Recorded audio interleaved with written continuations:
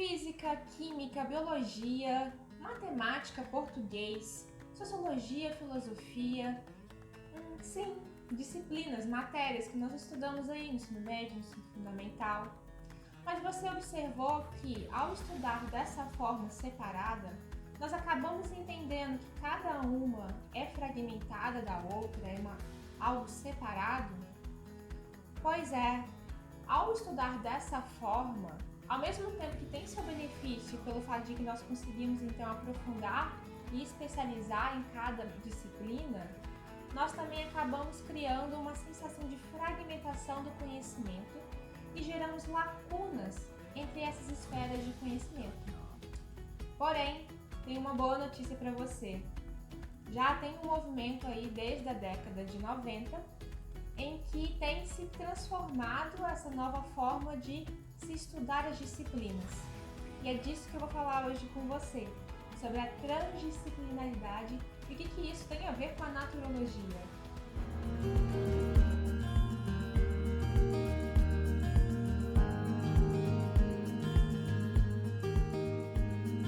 Olá pessoal, meu nome é Fernanda Scheffer, eu sou estudante de naturologia e, como comentei, falarei sobre a transdisciplinaridade e o que ela tem a ver com a naturologia. Bom, vamos começar pela epistemologia da palavra. Transdisciplinaridade. O sufixo trans significa ir além. Ir além da onde? Não é o infinito além do Buzz Lightyear. É ir além das disciplinas. Mas o que são as disciplinas? Bom, trouxe um exemplo prático aqui pra gente. A disciplina, então, é uma esfera de conhecimento. Então, nós temos aqui, por exemplo, a biologia. Quando nós temos a multidisciplinaridade, significa, então, que nós temos várias disciplinas. Então, aqui temos a biologia, a química, a física, enfim, a matemática. E a multidisciplinaridade é simplesmente, então, o estudo separado mesmo delas. Igual comentei no início do vídeo, que nós estudamos aí no ensino fundamental, no ensino médio. Porém, se vocês repararem, houve aí, está tendo uma tentativa, né, inclusive dentro do Enem, do modelo do Enem, em que essas disciplinas são englobadas em áreas de conhecimento maior, em que faz com que elas dialoguem entre si, produzindo uma nova área de conhecimento. E isso seria o conceito de interdisciplinaridade. E o que seria então a interdisciplinaridade? Ela é quando nós pegamos então duas esferas de conhecimento e vamos juntá-las e produzir um novo conhecimento, algo ali novo, que tá mais bagunçadinho aqui, em que nós conseguimos ver ainda que tem ali um conhecimento de um e um conhecimento de outro, mas se transformou já em outro conhecimento. Bom, e um exemplo disso que nós temos hoje em dia é a questão aí da ecopolítica, né, em que faz com que então a ecologia junto com a política tenha se gerado um novo conhecimento que integra os dois e faz com que essa área abranja esses dois tipos de conhecimento, mas que tenha uma troca entre os saberes, de forma a criar uma nova forma ali de conhecimento, uma nova esfera de conhecimento. Já a transdisciplinaridade é além da interdisciplinaridade. Hoje em dia é difícil a gente citar exemplos práticos do que seria a transdisciplinaridade, porque ela está num processo. Houve ali na década de 90, né, principalmente em 1996, com o Nicolescu, o surgimento do Manifesto da Transdisciplinaridade, em que falou-se melhor sobre o que é, qual que é ali o objetivo, como que se faria isso. Então nós estamos nesse processo aí de implementar, e que por isso pra gente é tão novo esse termo, por isso que ainda fica um pouco meio abstrato e até mesmo até difícil de falar, né? Transdisciplinaridade, quase um trava-língua aí. Bom, mas a verdade é que ela é algo que na verdade sempre existiu. O que acontece? Lá vem a história. Na Grécia Antiga, por exemplo, quando a gente vai estudar ali os filósofos, é muito comum a gente escutar que, por exemplo, Pitágoras, além de filósofo, ele era matemático, que Aristóteles, além de filósofo, ele também foi biólogo, e outras áreas ali de conhecimento que todos tinham também estavam ali atuando na política. Então a gente observa que para eles naquela época não tinha essa dissociação dessas disciplinas. Uma pessoa, um homem, conseguia então abranger as esferas de conhecimento e sempre ele também permeando a filosofia, né? Porque a filosofia ela é muito importante para a gente entender o para que estamos estudando. Ela tem essa questão do movimento da reflexão prática, que vai entendendo os motivos pelo qual estamos fazendo aquilo e que é muito importante estar então ali como base das esferas de conhecimento. Mas a gente acabou dissociando tudo isso, e isso ocorreu inicialmente ali na Idade Média, em que o conhecimento foi mais pautado na fé. Então a gente foi ali dissociando também já algumas disciplinas e colocando como base a fé. Surgiram também as universidades, e ali nas universidades já foi também um estudo mais ali de estudar então a física, a astronomia, enfim, já foram separando algumas áreas de conhecimento.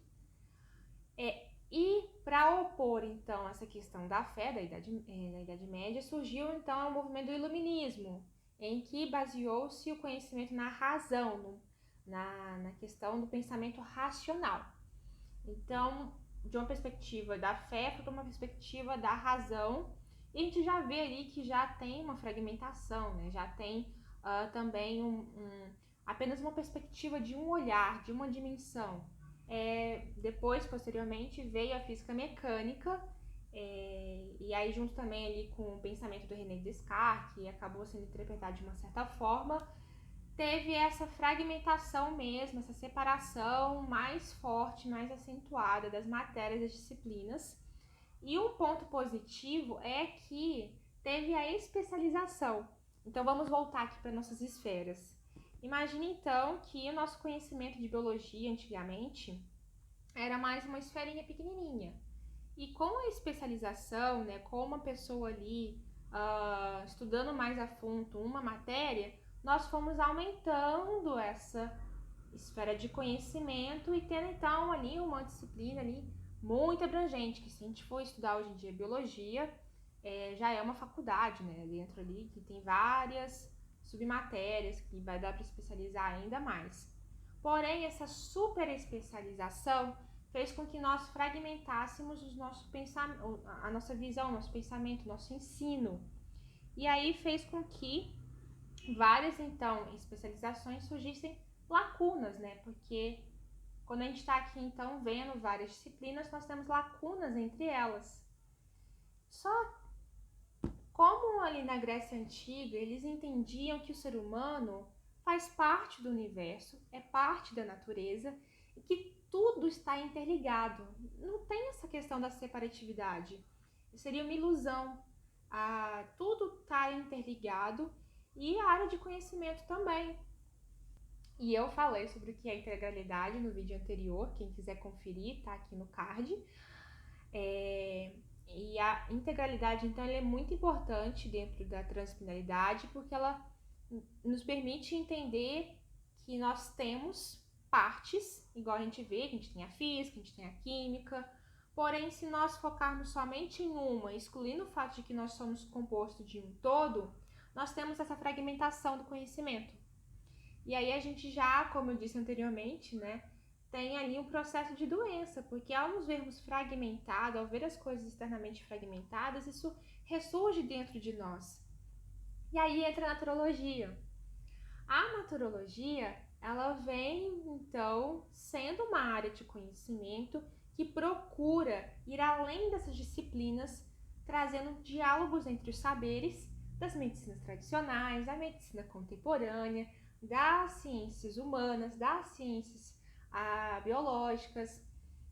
Então, dentro da faculdade mesmo, nós já somos instigados a interrelacionar esses conhecimentos, entendendo que sim, nós temos que estudá-los ali de forma um pouco mais profunda cada um, mas também com essa possibilidade de fazer diálogo entre eles. E já tenho tido trabalhos incríveis de TCCs, por exemplo, em que pegou-se um caso, né, que tem aí muito legal esse artigo, em que pegou-se então a endometriose e tentou olhar a endometriose ali no olhar da medicina ayurvédica, da chinesa e da biomédica e ver a relação entre elas, né?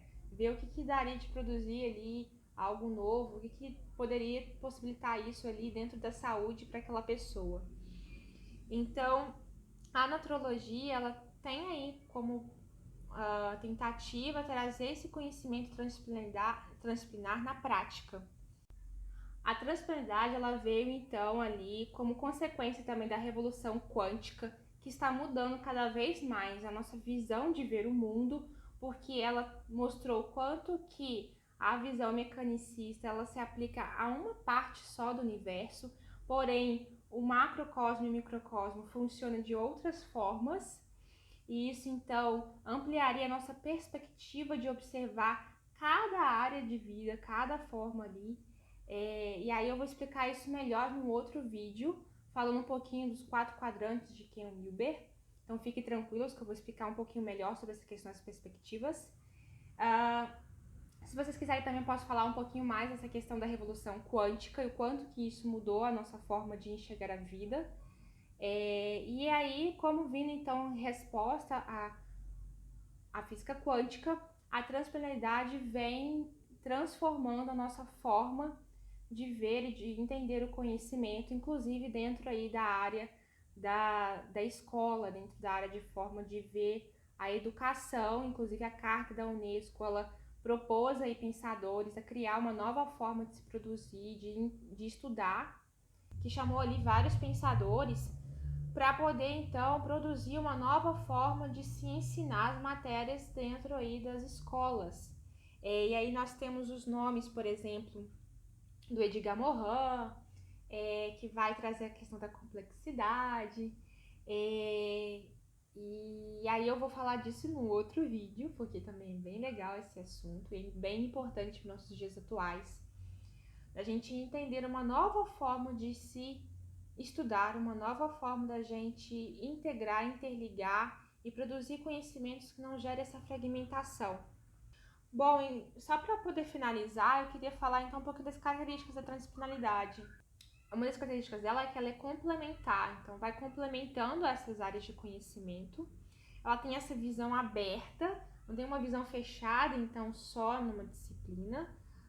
E uma das coisas mais importantes que eu queria destacar aqui é a questão da ética da tolerância. Procurar dialogar, né? Infelizmente a gente acabou criando essa tendência de não dialogar, de uma intolerância, e a gente então promover ali a tolerância entre o diálogo dos saberes.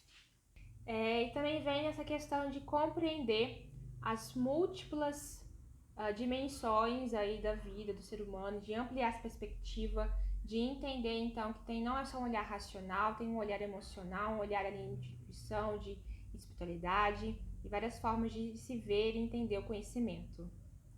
Bom, então era isso que eu gostaria de trazer para vocês, eu posso aprofundar depois. Se você gostou, não esqueça de curtir o vídeo, se inscreva neste canal para poder acompanhar aí e coloque o sininho para tocar e vir comigo nessa jornada naturológica. Tchau!